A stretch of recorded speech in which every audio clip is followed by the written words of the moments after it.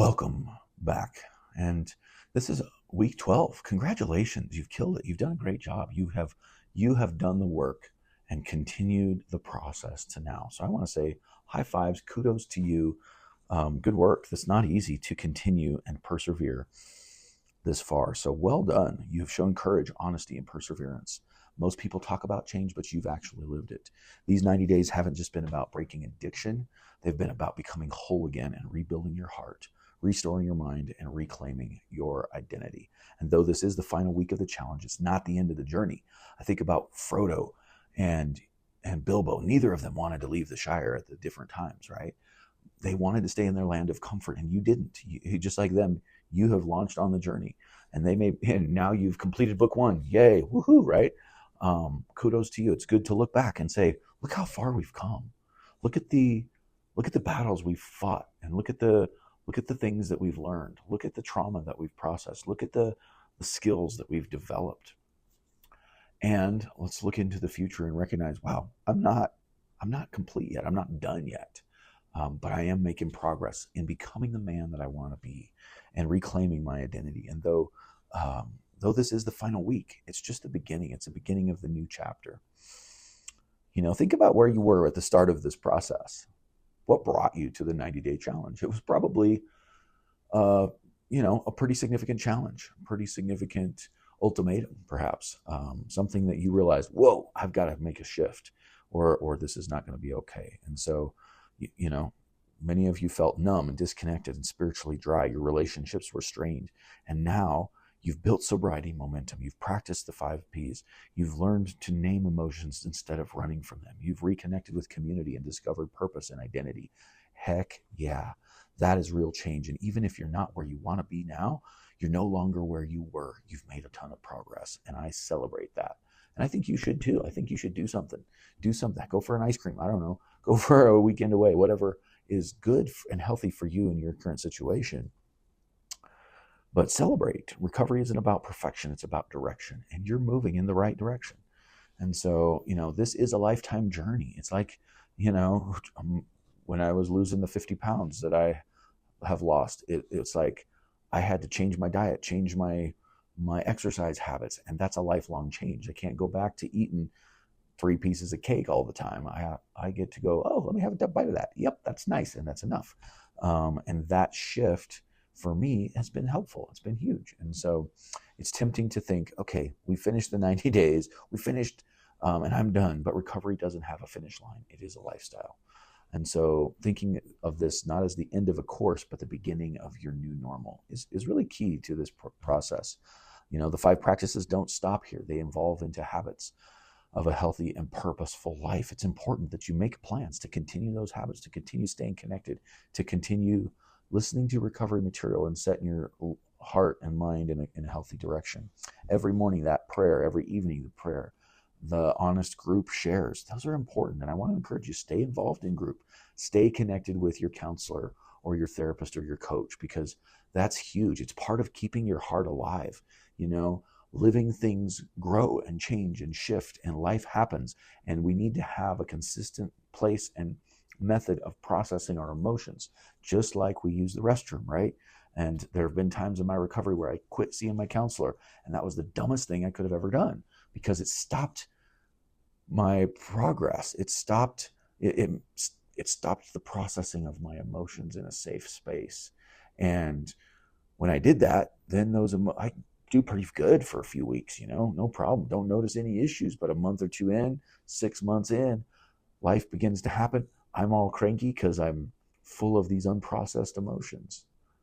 And I'm either going to use my addiction, or I'm going to get angry at somebody in a way that I don't want to. Something bad's going to happen, and it's going to come out in a stinky, not pretty way. And so for you, what is your plan? How are you going to continue to process your emotions and stay in those rhythms that keep your heart alive? We've talked about this being a mountain. Climbing Pikes Peak, climbing a beautiful big mountain it's a process, and it takes time, and you've made strides to get towards the top, and the air is cleaner here, but there are more ridges to take. There is more land to climb. And so continue that journey of recovery. I also want to invite you to write your story and share it.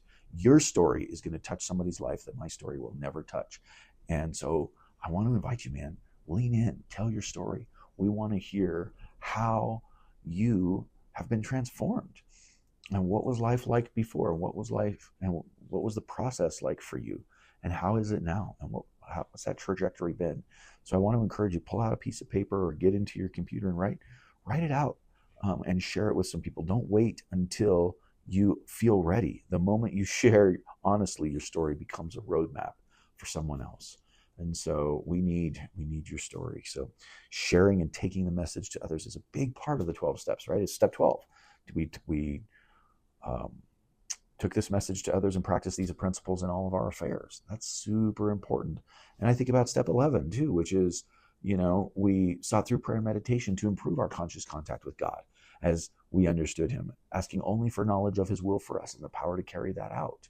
And those are important pieces, is just continually growing and listening to God, growing in our relationship with God, and taking that message to others. If we stop all of those things, our recovery will suffer. Our family will suffer, because we're not becoming the person that we've always been meant to become. You aren't just a man in recovery. You're a messenger of hope. You're a beacon of hope. And that's so key, man. Lean into that. Write your story out and share it. Staying in touch with those long-term recovery structures is huge. We've kind of already touched on that, but staying connected with your recovery group, making your phone calls, huge, huge, huge. You've been poured into for the last 90 days, and it's important that you continue to be poured into, but it's also important that you begin to take that message to others, because healed men become healers and restored men restore others. Come on, somebody. You know what I'm saying?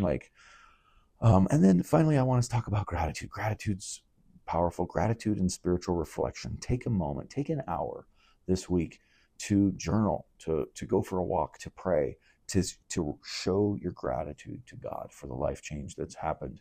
Gratitude turns maintenance into joy. It keeps your heart soft and humble. And that's important. Maybe you want to journal about what I'm grateful for in this season, or pray and talk to God about and thank him for not giving up on you. Freedom isn't something that we earn, but it is something that we receive and walk in daily. I think about recovery. Recovery isn't something we earn, but we work really hard for it, and then we receive it as a gift, right?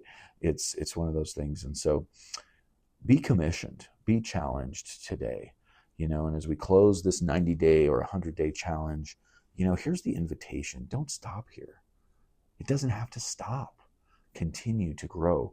Don't drift back into old habits. If you stop growing, we start drifting. If we stop growing, we start regressing. And so stay on the path of growth. Stay connected, stay honest, and stay grounded. But also step out and share what you've learned. Help other men find what you have found. Who do you know that needs to hear your story? There's probably couples that are in your sphere that are really hurting right now. And your story can make the difference for them of whether they stay married or get a divorce.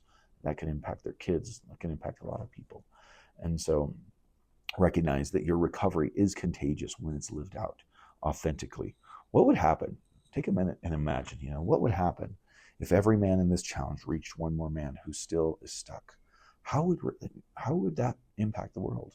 If we can all just continually reach one or two guys, and begin to pass the message on to them. That's how revival begins, is one healed heart at a time. And so you've built a new foundation, and now it's time to build your life on top of it. You're not the same man you were 90 days ago. Continue to walk in freedom, live with integrity, and live with purpose. High five to you. Remember, real recovery isn't just about staying sober. It's about becoming who you were always meant to be. Who was it that God had in mind when he created you? Huge, huge, huge and important questions to ask. Congratulations. I hope you'll give me a call. I want to hear from you how this has impacted you, what you think we need to add to our program, what you think we need to subtract from our program. We'd love to hear about it. Send me an email, give me a shout, and stay on your path of recovery. Way to go. Good job.